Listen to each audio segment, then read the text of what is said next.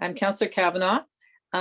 We have people on mute at the moment, but what we're going to do is the meeting will go such as I'll be introducing the applicants who are here to present what they're planning to do, and you'll be able to ask questions. And since it's not a large number, we'll just ask you to raise your hand, and we'll unmute you, and so you can ask your question directly. And we ask that you give your name and where you live, so we sort of know if you're like right behind the building or if you're somewhere else. So just to give a little perspective from, if that's okay. All right. I hope that's okay. And if you prefer, if you don't want to speak, and some people prefer, you can put it in the chat. Use the chat function. If you'd rather just type it out instead of speaking, that's very acceptable. We do that when it's a very large crowd, but since it's just the right number, I think that we can manage quite well here. So, and I'll just remind you that this meeting's being recorded, and that's so if anyone who couldn't make it tonight would like to hear it, it'll be available for them, and we'll have it on the Bay Ward Bulletin website, and they'll be able to access it to get the information. So if you find out somebody is sorry that they missed it, you can let them know that. Okay, all right. So I'll get started, and I'm going to introduce Bill Holtzman first, and I'll let him introduce his team. And just so you know, my staff member Connie is here, so she's taking notes if there's any concerns, and as well she'll be doing the technical. Thank you. Over to you, Bill. Good. Okay. Thank you very much, Councillor, and welcome everyone. Thanks for participating. So my name is Bill Holtzman, and I am a professional planner and a president of Holtzman Consultants, and I'll be providing the land use planning expertise for this project. And I have with me today virtually Dominic Santaguida, who is the proponent. And we also have Robert Woodman, the architectural firm. Tino Talat is the lead architect on the file. So those are the three people that will make a presentation. Dominic will go first, and myself, and then Tino, and we'll have some materials up when I start and when Tino presents. Okay. So Dominic, would you give a brief overview? Introduce yourself, please. Sure. Good evening, everyone. Thank you for joining us. My name is Dominic Santaguida, and I represent a small group of local business people that have been doing business for over 30 years in various industries. I particularly own a restaurant, Victoria Trattoria, in the Byward Market and on Riverside Drive. My group and I have been developing smaller mid-rise buildings around town. We've done a few in Overbrook, downtown Ottawa. We're planning to rebuild where we had the fire in 2019. Our restaurant and a mixed-use building for 16 units. We're currently developing in Old Ottawa South, the site of the former Barley Mow, Boomerang Kids, and Siam Kitchen. We're developing a 6-story mixed-use building there. And we've been quite sensitive to the neighbors' concerns, and we are community people, and we look forward to being here for a very, very long time, and we look forward to working collaboratively with the councillor and members of the community. And that's me in a nutshell, and my team of partners is similar minded. Over to you, Bill. Okay, thank you, Dominic. Okay, Connie, so I for the public, I prepared a 1.5-page memo just highlighting some of the land use planning issues. So what I'll do is I put that up there, okay, and I'll just run people through it very quickly. It'll take me about 4 to 5 minutes, okay? So what's not said on that, though, is that we have pre-consulted with the City of Ottawa. It's a mandatory requirement. It's very helpful for both the city and the proponent to gauge what is required and what are some of the issues and submission requirements. So that's been held, and the city provided us with some extensive comments. Now, at this point in time, we will require an application for site plan control, and that's listed there. That's the approval authority is the City of Ottawa themselves. Once that's approved, or if it's approved, then the owner proponent has to enter into a site plan agreement to ensure that they fulfill all of the obligations that are laid out in the various plans, reports, and conditions of approval. Now, the project so far, what you're going to see tonight is a second or third rendition, and it has been designed to work within the current zoning, and I'll get into that later on in a little more detail. Right now, there's no zoning compliance issues that have been highlighted. However, sometimes through input from stakeholders like the public, city staff, the councillor, technical agencies, sometimes there's a need perhaps to consider working outside some zoning performance standards that actually can make improvements to a site. But that's going to happen, if that happens at all. That'll be happening over the course of a number of months. But right now, as I say, the plans that are presented to you will be within the current zoning. So the second point I want to raise is the official plan. The official plan gives high-level direction to the city and to the residents of what's to come over the course of a life of a plan. And so this particular site is along Carling Avenue, which is designated arterial Main Street. It's been that way for many years. And of course, it lists permitted uses, which what this would be considered a mid-rise apartment building is a list of permitted use. It also permits a wide range of other uses. I should say that it does also include high-rise uses, but not particularly on this one because of the zoning. But certainly the official plan is very wide-ranging, as well non-residential uses. There's no secondary plan or community design plan, so we have the official plan to deal with and then the specific zoning. Now, there's criteria in the OP about main streets, and it requires the input from the city's urban design review panel, and we have had a pre-consultation with them on a previous design. They gave us some comments. We've considered those in this design that we have before you. Nothing's been filed, of course, formally. Again, during the actual review of the application, the UDRP is circulated again, and we make another presentation and get more feedback. They're an advisory group to the city planning department. Now, in the OP as well, there's a number of statements about compatibility, and those usually are dealt with and considered when the technical studies, excuse, but we're working out of the house and the dog is barking right now. Tucker, excuse me. Sorry about that. Different office environment these days. So anyways, there's a number of studies that help to consider the compatibility, things like traffic, noise, wind, and shadow studies. They'll all examine these, and city staff will review them and come to some conclusions as well. The OP also, there's 4 other strong considerations of what guides a proponent and the design team to come up with a design, and that is including the designation of Carling Avenue as a light rail transit corridor. Now, no design's been done, and it's likely going to shift to a bus rapid transit, but all that being said is it's got good and very good transit service along that route, and we're fronting on that road, of course. There's also growth strategy that talks about where intensive uses should occur, and the arterial main streets are one of those areas on the periphery of a residential neighborhood. There's also designations about primary urban cycling networks, and all of these things help to take the pressure off of private vehicles and promote other forms of transportation uses. Now, again, at the end of the day, the OP has short, mid, and long-term objectives. So some are not in force yet, in place, not implemented, may never be implemented, but that is used to guide development in the city of Ottawa and other municipalities. Finally, Carling Avenue is designated as an arterial road in the OP. And again, there's a discussion about what kind of uses are allowed along arterial roads.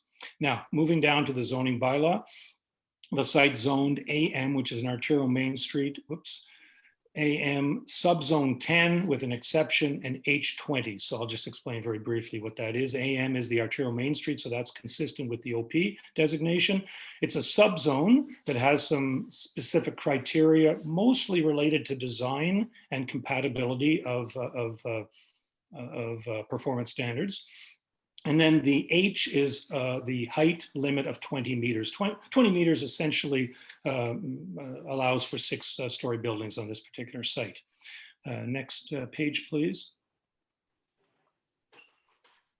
Just scrolling down if you could, Connie. There you go. So, and again, in the zoning bylaw does include a very brief discussion on the purpose of that zone. And you can see there in number 1, the uses are dealt with through that purpose. And then the second is performance standards. And the key here is standards that will promote intensification while ensuring that they're compatible with the surrounding uses. So certainly we're going to hear tonight, perhaps we're going to hear throughout about how can there be a 6-story building next to low-rise residential. But there are tools that are already in place in the zoning bylaw and through the design of buildings and site works and landscaping that can hopefully mitigate and create more compatibility. Obviously, there's going to be a change from what's out there today. Again, these purposes are consistent with the OP.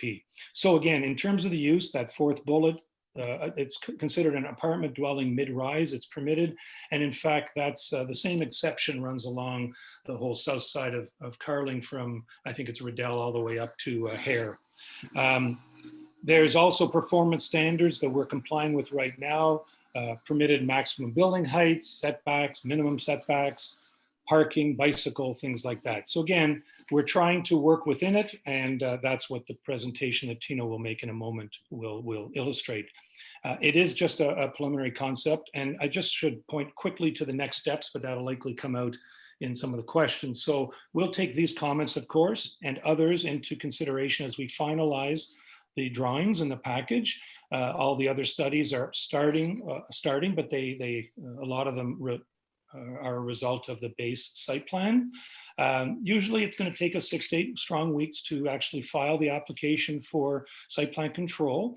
Once it's filed, the city has a wonderful DevApp site, development application site, which the councillor may alert you to as well. And so the public can review all of the materials, providing comments to the planner who's ever assigned during the technical circulation, which takes a number of months, as people probably appreciate. Now, again, if there's design changes that stimulate the need or consideration for minor variance, then we would likely file that once we get the first round of comments, certainly not before. So there's no application for minor variance to the Committee of Adjustment anticipated yet, but there could be. So I just wanted to be transparent on that. Finally, once the plans are reviewed and there's support for the plans and reports, then staff will prepare a report. The councillor has to sign off, and then site plan approval would ultimately be issued. And as I said earlier, a site plan agreement's prepared by the city and entered into to ensure that things are carried out. A building permit gets done along the way as well. So that's it in a nutshell. I'm sure you'd rather ask questions and hear me speak. So maybe we'll turn it over to Tino now, and he can run you through a video and some drawings in 5 or 10 minutes, and then we'll open it up to questions. Okay, councillor? Yes, I just noticed there's the number of participants is 25, so I can't see them all on one screen. So I'll ask people to use the raise hand function. I'm hoping everyone's familiar with that, or use the chats to get my attention. So because I may miss you, especially because we're doing these presentations and I can't see the screen all the time. Okay, thank you. Okay, Tino. Over to you.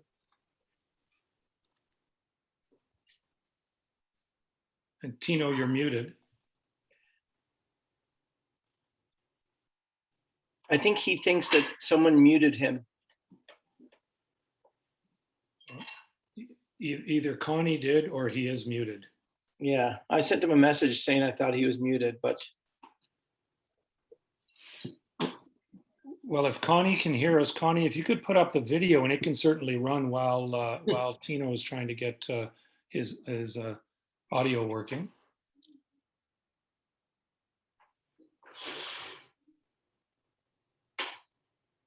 There we go. Okay. Okay.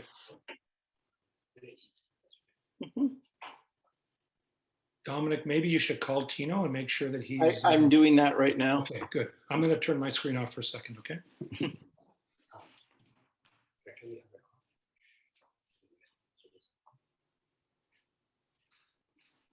I don't know how to turn my screen off.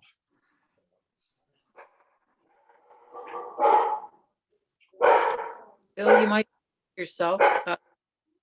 Thank you.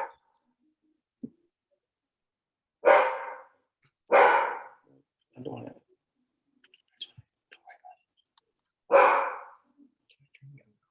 to. Connie, maybe you can mute Bill for him while he's away from the chair.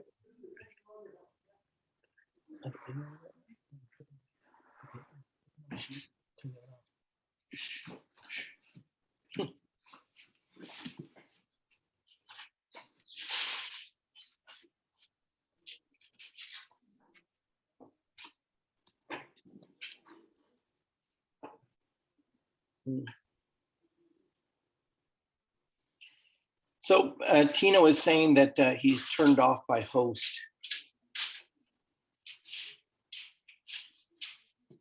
Connie, can you unmute him, please?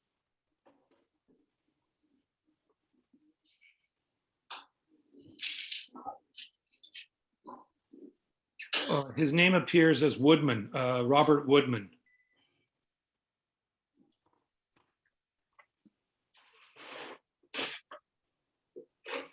I see them sitting around the table.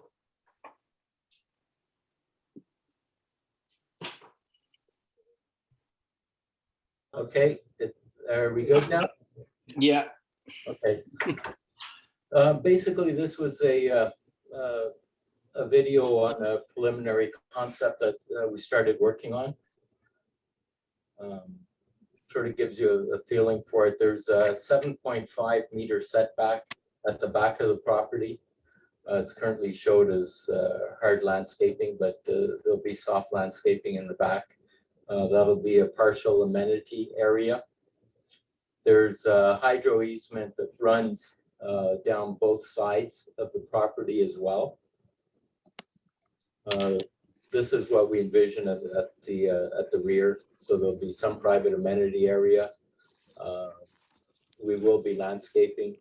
Then there's also a terrace on the fourth floor. So the building is basically two level.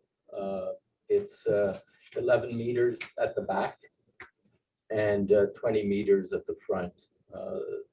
The building envelope shape is basically, it comes from the zoning setbacks. So what we're envisioning is second story or rooftop terrace on the roof of the fourth floor.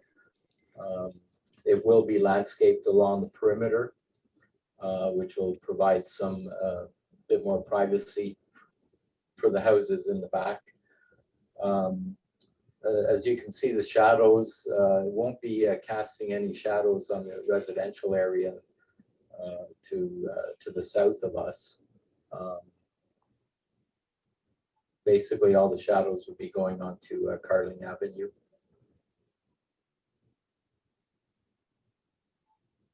We have underground parking on this site. We're coming in from the east end of the property and dropping down to underground parking. The building doesn't show any landscaping, but we've kept it back about 2.5 meters so we can get some soft landscaping along the front as well. And we broke up the elevations just to step it down with what the current uses are on this side of the street. But as Bill mentioned, the whole south side of Carling has been rezoned to traditional Main Streets. So it will be a lot larger.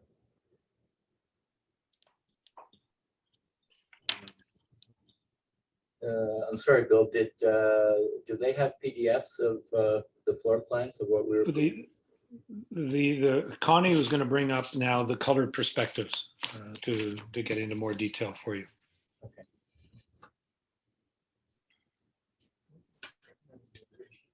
Right.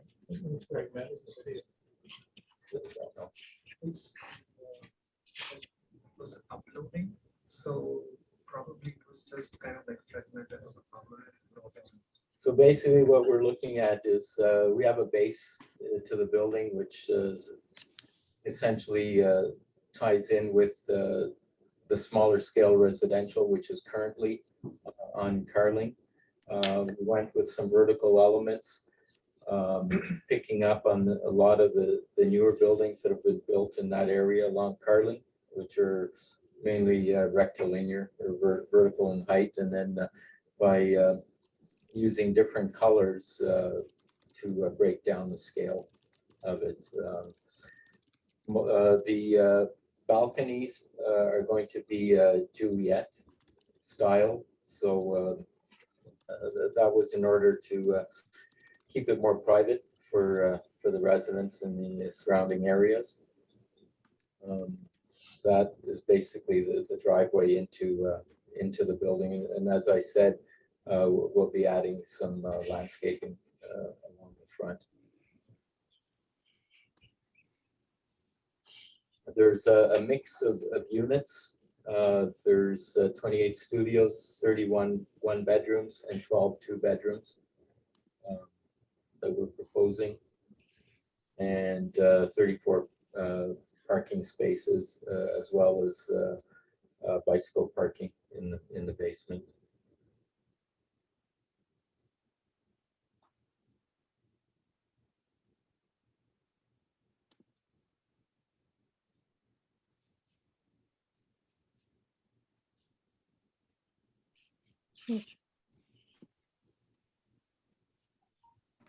Is it still being shared?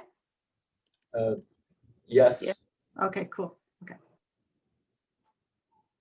Justino, I did send Connie, if you can hear me, I just sent Connie the floor plans Okay. and asked her if she wanted to put them up, but if you can have them, if you can access them quicker, that's fine too.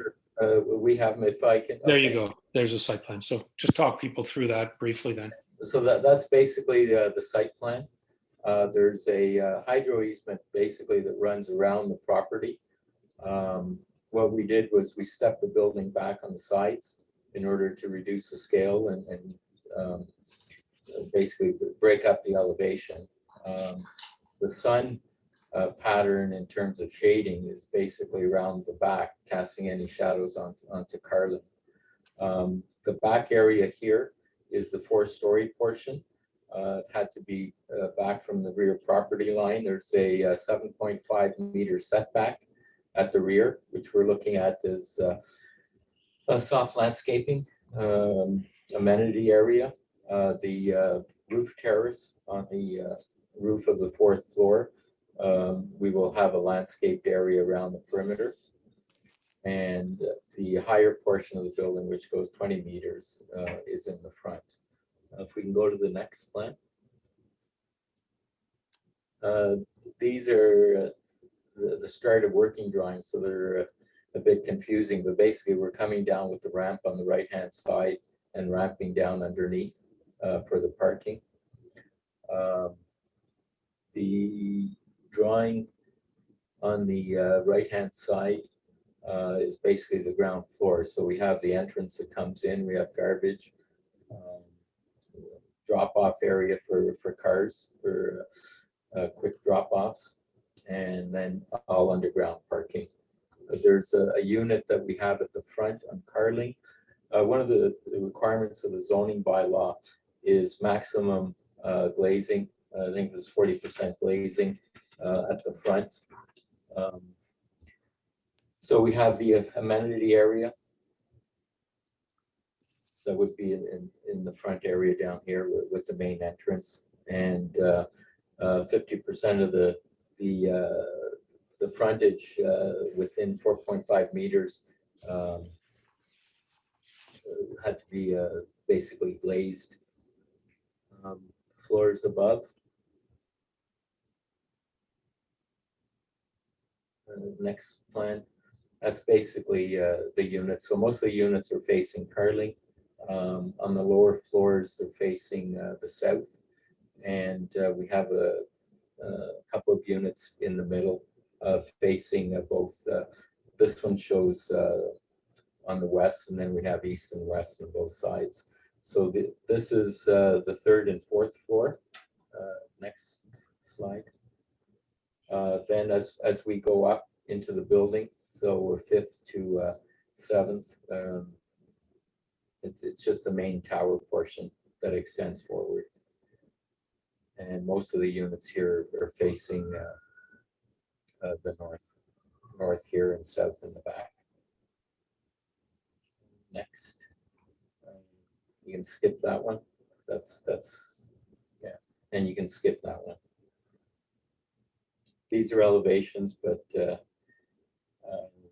zoom it, like if they can zoom it? You can zoom in and it'll be a little clearer, but these are basically done for, they're more for the consultants in terms of the presentation material, so it might be hard to read on the screen, but this is the east elevation. Next.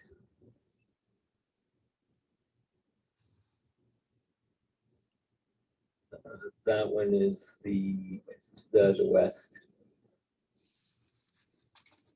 And next. That's the front. And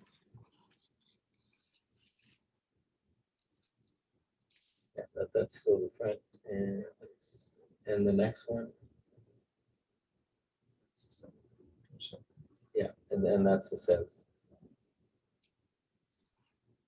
So the video gives you a better impression of what we're proposing.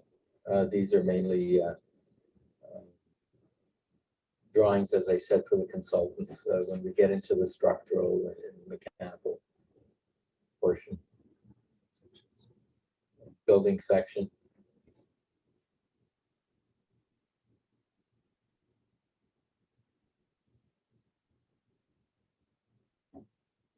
That gives you an idea. So we have the terrace at the back. That's correct. So that's it from our end. Okay, thank you. Are you ready for questions? Sure. Okay, I saw from Christine that you had a couple of questions, Christine. Can we unmute her, Connie? Yeah, and thanks so much, Teresa, for your leadership and bringing this together. I know that it's been a particularly long day for yourself, given your involvement today at council. So thank you for organizing this, and thanks so much to William and Dominic and obviously the architects for being available today to answer questions. My name's Christine. I'm a board member of the Glabber Park Community Alliance. I have a couple comments, questions, and I won't promise that all of them will be reflective of the overall community. So please take that into consideration. But majority of my comments, I think, will be reflective of some of the community questions and concerns. So I guess a quick question to Dominic as being part of the development team is sort of trying to understand why this property in particular. How did you come about choosing this property in our wonderful neighborhood?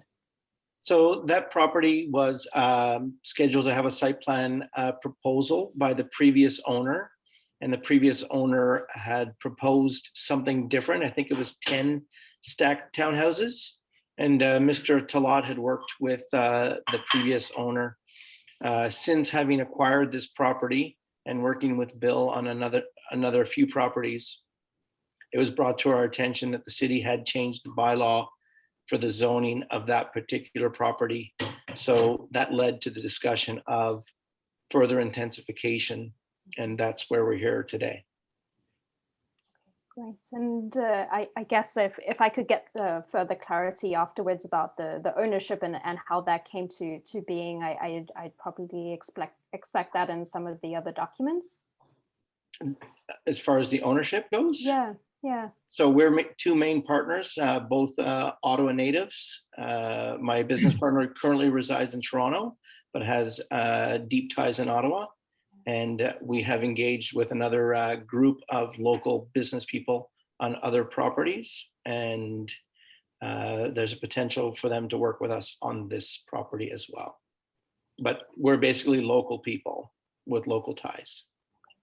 Great, thanks, Dominic. And I guess a question maybe to William is, I'm not sure if the traffic assessment report has been done yet, but do you have sort of concerns given the nature of Carling Avenue? It's a notoriously busy street, and from my understanding of the property is that it's sort of situated pretty much in the middle of two stop signs. So I'd be curious if you have any concerns about residents entering and exiting with cars as well as pedestrians that would then have to cross over that entrance. So I'm just curious if that's been a concern throughout the planning process. If I could, through the chair, so a traffic consultant has been engaged, so there'll be a specific report done.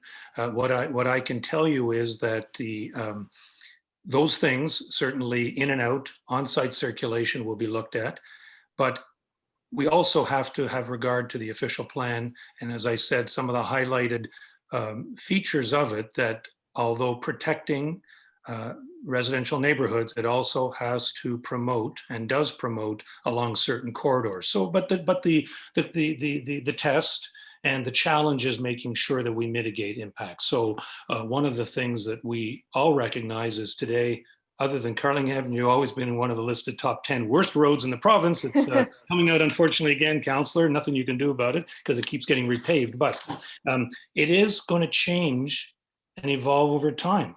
Right now, it's almost a throughway of 3 lanes in both directions, just proceeding along at quite high speed. And in fact, experts will tell you that if you do create some level of interaction, that will slow traffic down. Again, I'm not the traffic consultant, but the bottom line is that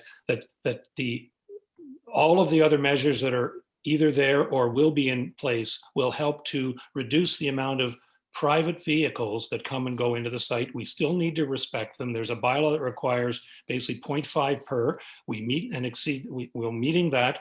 We don't think that it's valuable to have a specific drop off in front of the building. We want to bring people in under the building, and we're working on that internal circulation. Tino showed the group the ground floor floor plan. We have some challenges there, but we want to make sure that it's convenient for people to come, drop off and leave, Uber, taxis, delivery, Meals on Wheels, but also get into the underground, as opposed to having a wide expanse of hard surface pavement between the building and the street edge for the purpose of a couple drop-offs a day. We just don't think that's appropriate. In fact, and the city planners don't think that's appropriate. So we're going to look, we have to look at that. And that's really what I can say, but it's one of the main checks and balances to look at, the traffic consultant. Great. Thanks, William. I appreciate that. And I see in the chat that Deirdre has actually followed up with a question. Is there existing guest parking within the site plan included right now? We meet both the tenant parking as well as the visitor parking. Now we're showing tenant parking under the building.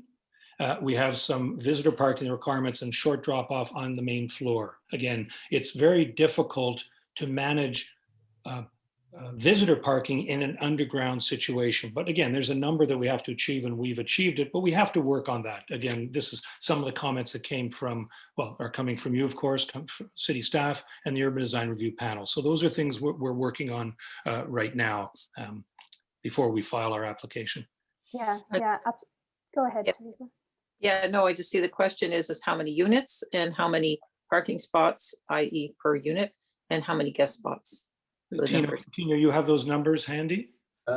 Yes. There's 71 units and there were 34 parking spots. And that, as I said earlier, that is what the city's zoning bylaw requires. There's obviously more than one side of the story, but the idea being is that we want to reduce the reliance on private automobiles and take advantage of some of those city-provided facilities, bike lane, it's designated, bus, BRT or LRT, not LRT, I'm sure it'll be BRT, and try to promote other forms of transportation. And that's really a significant goal of the city throughout the urban area. Yeah, absolutely. And Teresa, maybe if I can just finish my question and then hand it over to the other residents. And I guess I guess as a comment on my personal note, fully in favor of an increase in housing here in Ottawa. Speaking on behalf of young folk, I know that it is a transitional process for all of us to access housing. So fully appreciate that. And just wanting to say, as the Gleba Park Community Alliance, we remain sort of remain to study the new official plan and will continue to do so. And as a final question, I just wanted to ask, within the ward itself, we do have a number of older commercial buildings that have become either vacant or for lease, especially over the past year, if you were to go further down Carling. So I was curious, from a development perspective, is there a reason why sort of single family homes are being chosen for redevelopment as opposed to some of those commercial buildings, which I know a number of residents would love to see sort of repurposed or sort of re-uplifted in order to increase the sort of attractiveness of Carling right now? So perhaps a question that cannot be answered, but I just wanted to make note of that. May I answer? Sure. We would love an opportunity to redevelop some of these older buildings. The business model, however, leads people to drive big prices up for buildings that are already existing, especially with the potential for intensification. The business model for us, the price was right on the land component, and it makes it prime for redevelopment. Certainly, we would love to get our hands on an old brick building that has great bones that we could redevelop. We wouldn't require a site plan. We would require just building permit, and we would be building units right now instead of discussing it. Yeah, thanks for that, Dominic. And I guess a comment for you, Teresa, is that this is a concern that we've seen throughout the community. Is we do live in a historical neighborhood that's quickly becoming a 15-minute neighborhood, and obviously as infrastructure increases, we would love to see some of that commercial property be repurposed in order to welcome new residents to our community. So I guess that's a comment, and handing it back to the other folks on the call tonight. Okay, thank you very much, Christine. Some great questions there. Bill, I don't know, or Dominic, did you say how many guest parking spots there was? I heard that the parking spots was 71 units, 31 parking spots. And within that, is that the guest parking within the 30 in the 31? There's a total requirement of 6, I believe, for visitors. Six visitors?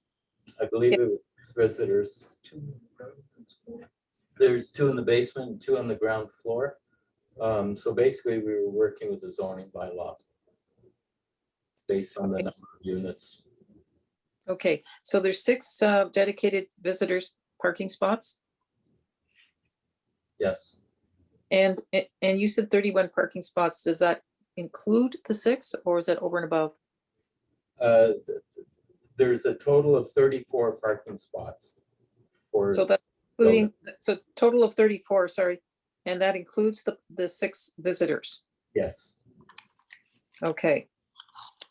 All right. So Councillor, the bylaw for tenant parking is 0 for the first 12 and then 0.5 for each additional unit, plus 0 for the first 12 for visitor, plus 0.1 for every unit above that. So it's a mathematical exercise. The total comes out to 34, I believe is what Tino said. And how we arrange that is really is going to be the challenge of where do we put the visitor? Are they accessible in the basement? Is it better if we use more of the ground floor for that? But it's a total number. So we'll work with staff and come up with, and work with you, of course, and work on the best approach there to do it, to meet that requirement. Yeah. Okay, We didn't mention before, though, that this is a rental building, right? Right, Dominic? So in case people correct. whether the tenure, and it's very interesting. It's not really a point. It doesn't distinguish in zoning. It doesn't distinguish in site plan approval.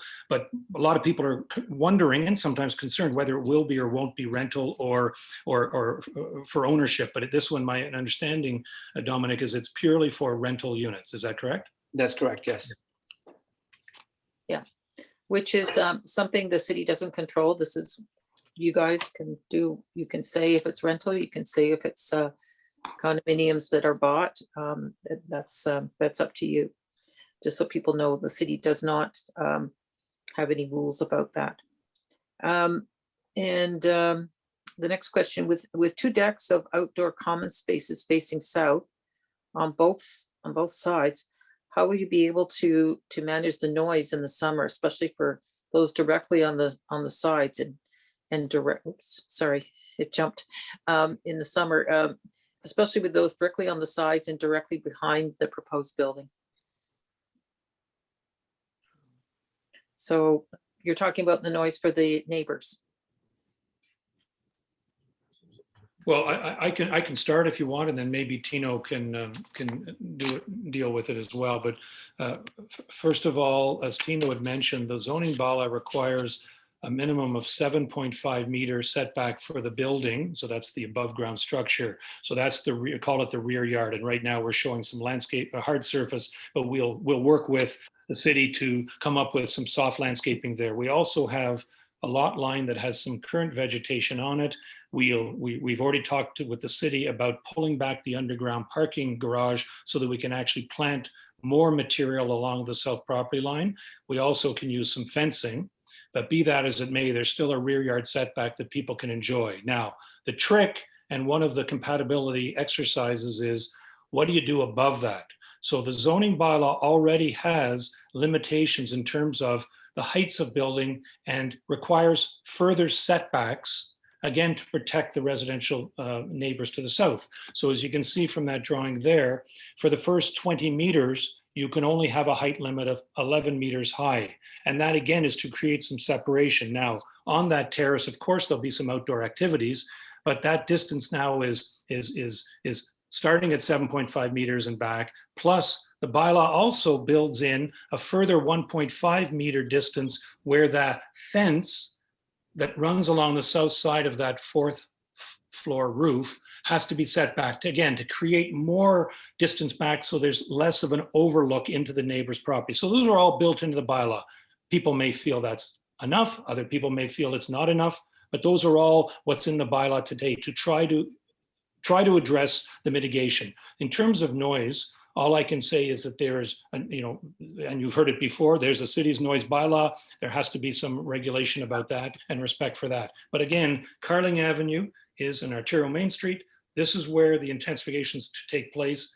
And it's up to us to try to do the best we can and get staff approval and support, and then the councilor's approval to a building that achieves those goals and tries to mitigate impact. But the fact remains is that those large lots, 100-foot wide, 150-foot deep, are going to be redeveloped. This is one of many that will happen.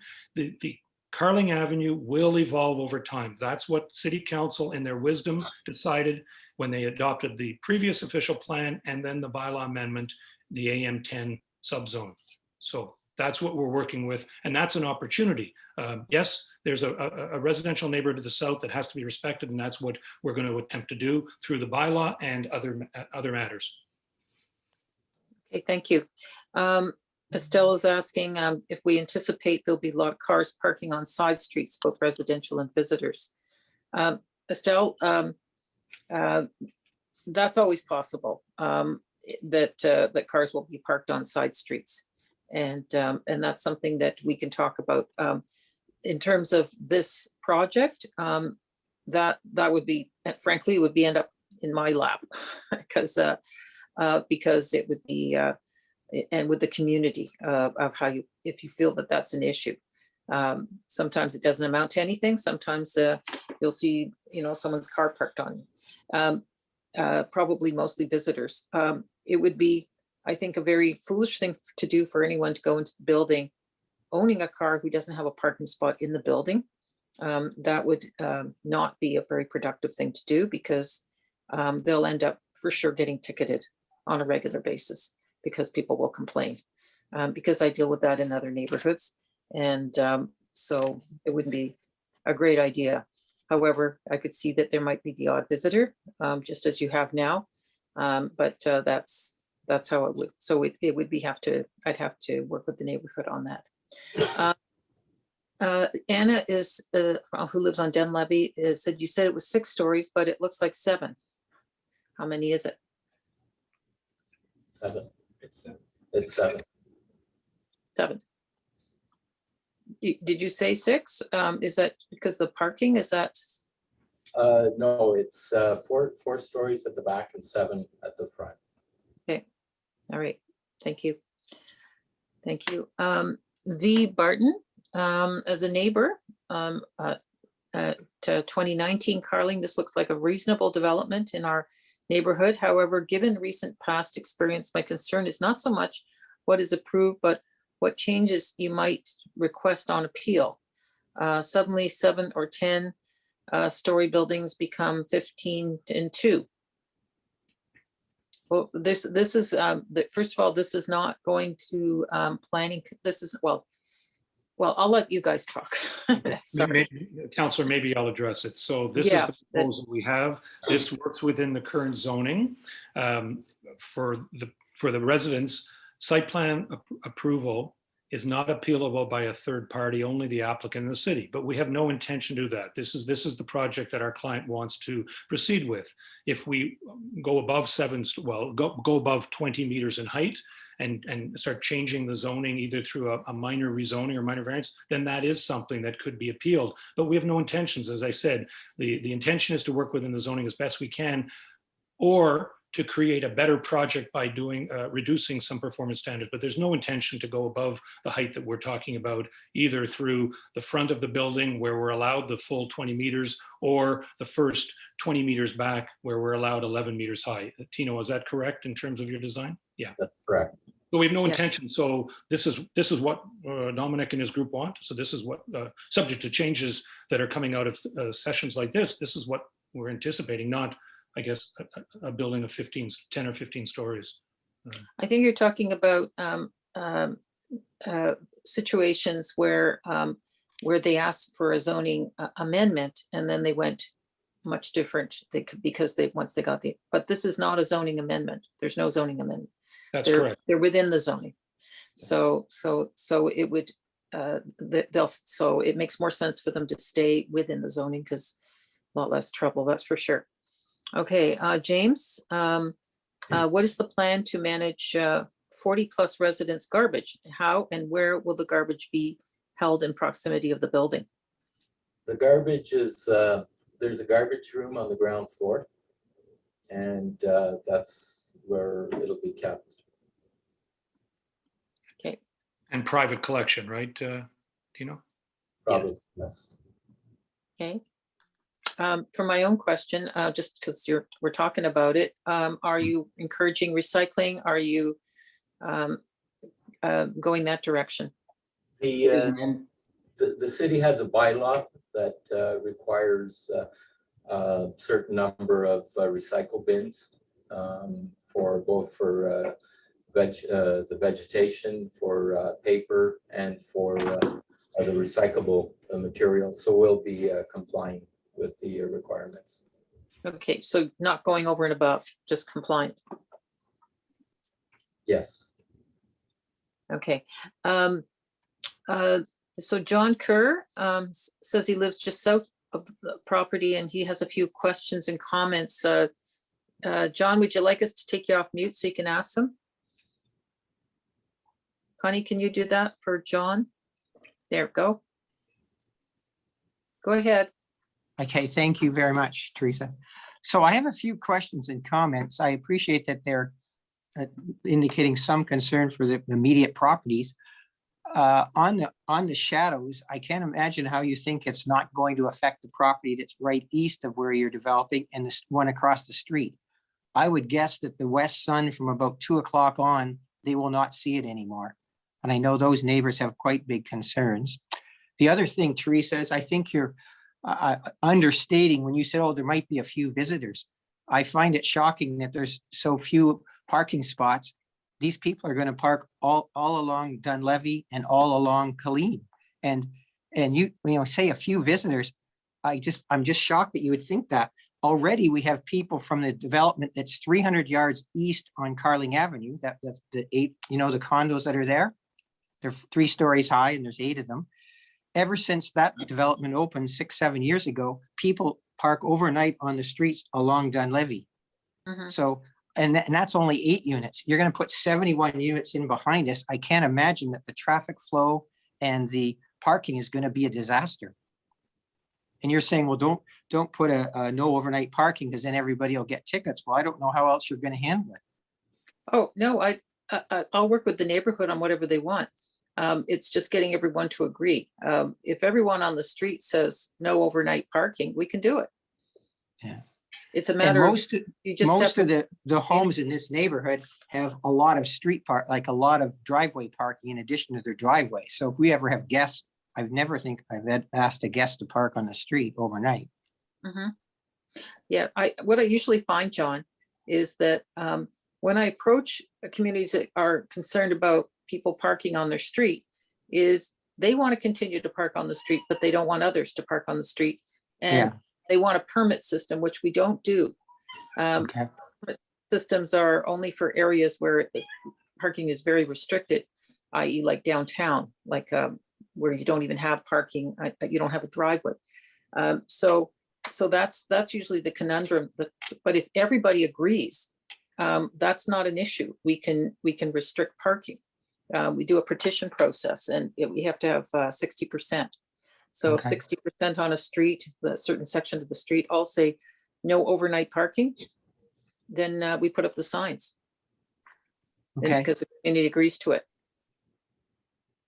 And I think a number of us have already written you, and you maybe had not time to deal with it today, emails with other questions. Are you going to be responding to those? Yes, we will. Yes, I'm sorry. I've been at 8 hours at a committee today. Yeah, no, I figured something like that. But we will get to them with the help of Connie, because she's the one who works on those files, and so, along with a million other things that she does. And so she'll work with the applicant. And we don't have I don't think there's a planner assigned to the file yet, but because this is very early. Normally, we have a city planner at a meeting like this once there's a file open and it's an application. So we work with them very closely. So I always go to the planner because they have the answers like that on all the building questions. Okay. And all the bylaws for building. But it comes to the streets, yeah, we can deal with it. And I didn't mean to be flippant about it, but what I was just saying is that if people move into a building without parking, and yeah, there'll be visitors, there will be visitors on the street. But it's a problem if they try and park full time. That's where they really run into problems, because of course they're going to, it's going to be noticed and people are not going to be liking it. Okay, well, thank you for your comments. Thank you, John. Go back to chat. Yeah, sorry, it's 66%. Connie corrected me, not 60 on that. So 2/3 basically. And we can send you information if you're interested.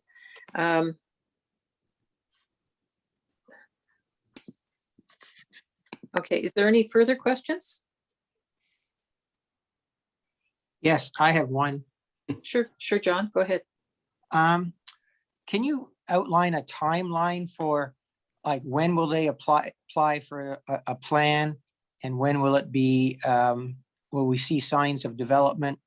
Some of our neighbors are wondering, in this, for 35 parking spots, how deep they're going to dig this hole and how they're going to do that without creating a lot of disturbance to the neighborhood and the neighbors.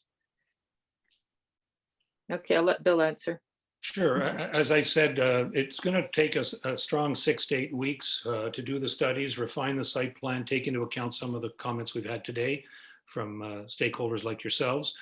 Filing the application, in about, let's say, 2 months from now, 8 weeks or so. The city has timelines, but certainly we're more than happy to work with the councillor's office for another meeting. There's not one required under the Planning Act, but a meeting like this, once we've had a formally submitted application, is really warranted, I believe, on something as significant as this.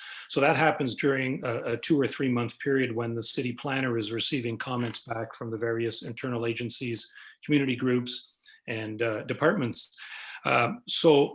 Likely, I tell my clients that you should count on at least 6 months, 4 to 6 months before you'd be in a position to receive site plan approval. And then there's quite a backlog now of getting a site plan agreement out of the legal services branch at the city, probably another couple of months. So all that being said is you're looking at 2 + 6 + 2. It's almost a year from now when the shovels would go in the ground. Now, Dominic probably doesn't want to hear that, but that's the reality of it. It can be a little shorter. It can be a lot longer. Again, this is a very early information session, but and there's also the timing of when construction should really take place. We're working on another project, as Dominic said, in Ottawa South. We're hoping to get our building permit over the next couple of weeks so that we have the full summer, fall to really do a significant amount of excavation work and start the building from underground upwards. You know, if you were to receive approvals in September, October, would you start in November, December? Possibly, possibly not. So again, it really is, 10 months or so, John. It's not going to be any quicker. And then building permit and construction commences. Okay, I think I could speak for the neighbors. We'd certainly appreciate another meeting like this. You said it was voluntary, but I know that everybody would welcome that. Absolutely. We do too. Okay, John. And we can arrange it. Did I see a hand up? Susan Fortin? You can unmute her, Connie, please.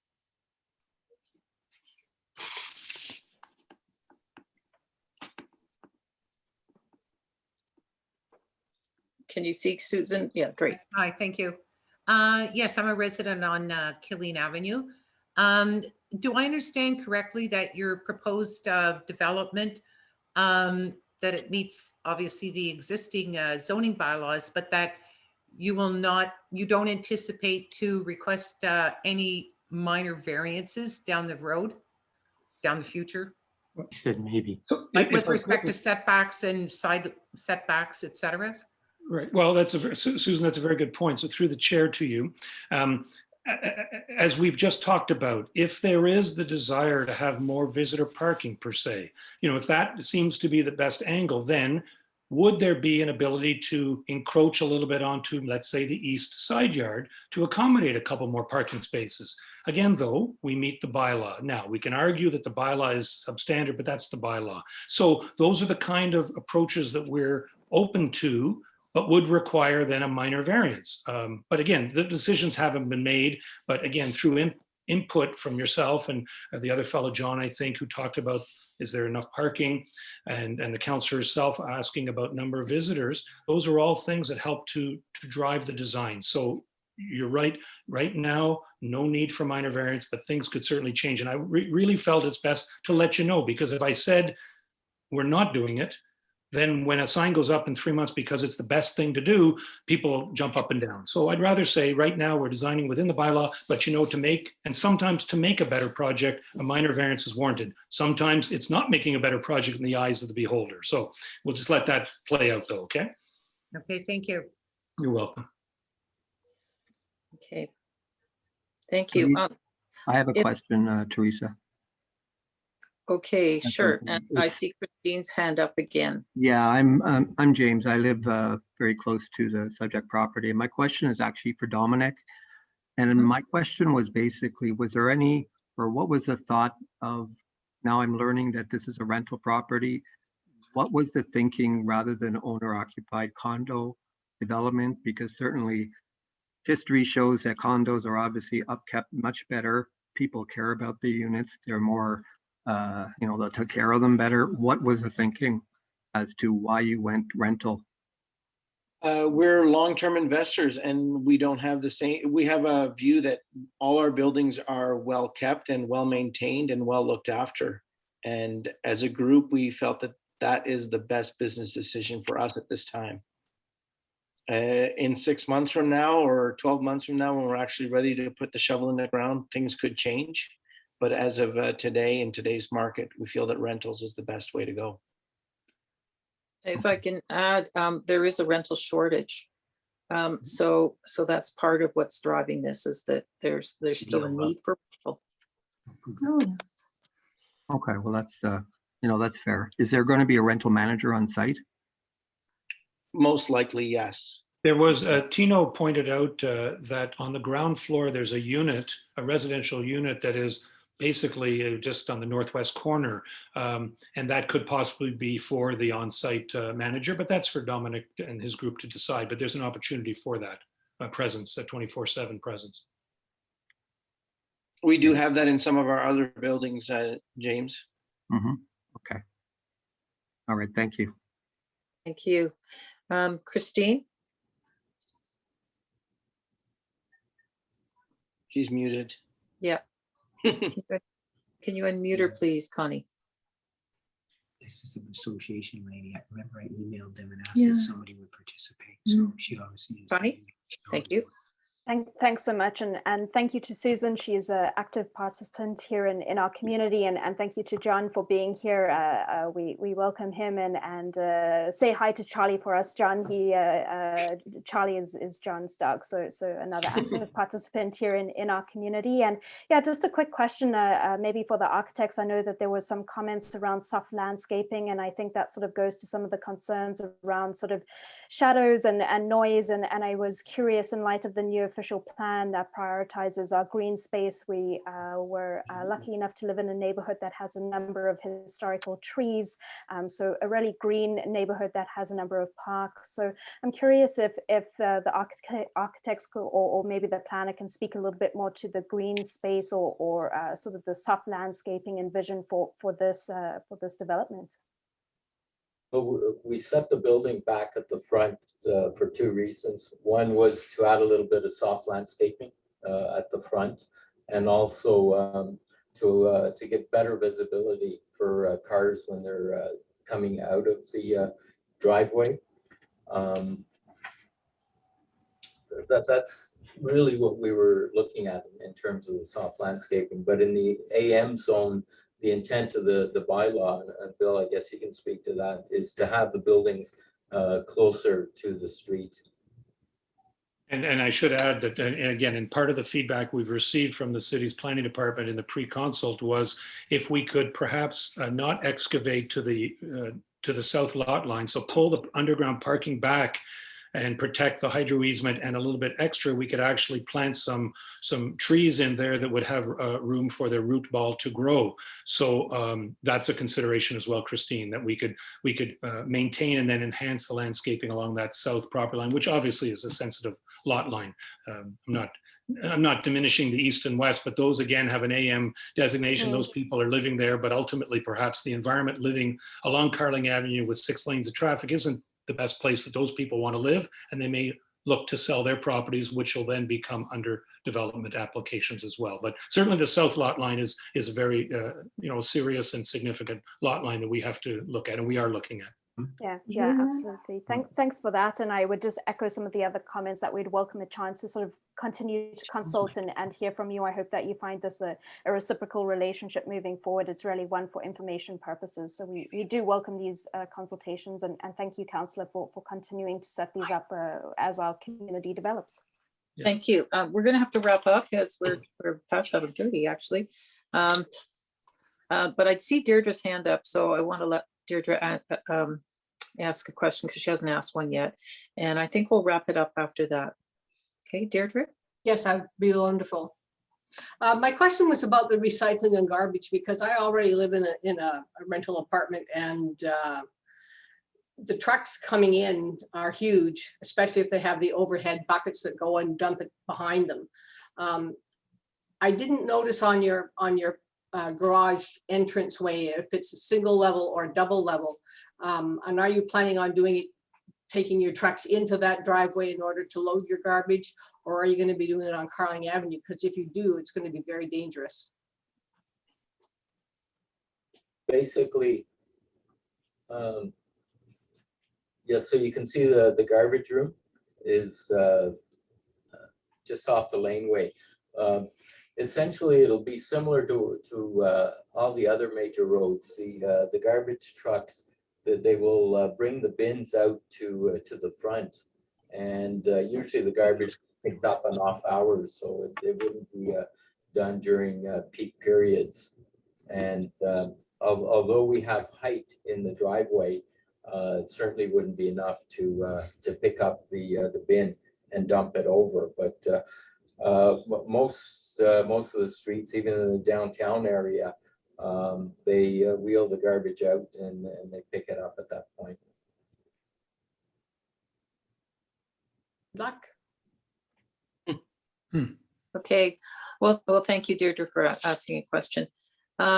So if you have further questions, and I know Bill's open to this, you can write and we'll forward the questions, okay?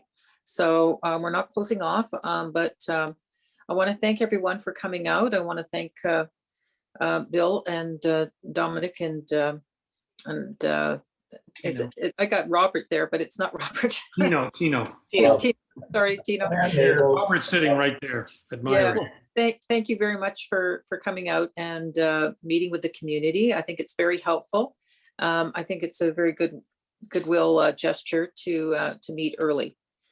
So you often hear complaints that, oh, well, they've already made up their mind. Well, no, they're coming to you because they're still open, they're still looking, they're still hearing, they're still listening. So thank you very much, and I hope you have a great rest of the evening. And thanks again to Connie for helping out. Okay, take care. Thank you, everyone. Bye-bye. Thanks. Bye-bye. See how she answers my questions. Did you read my questions?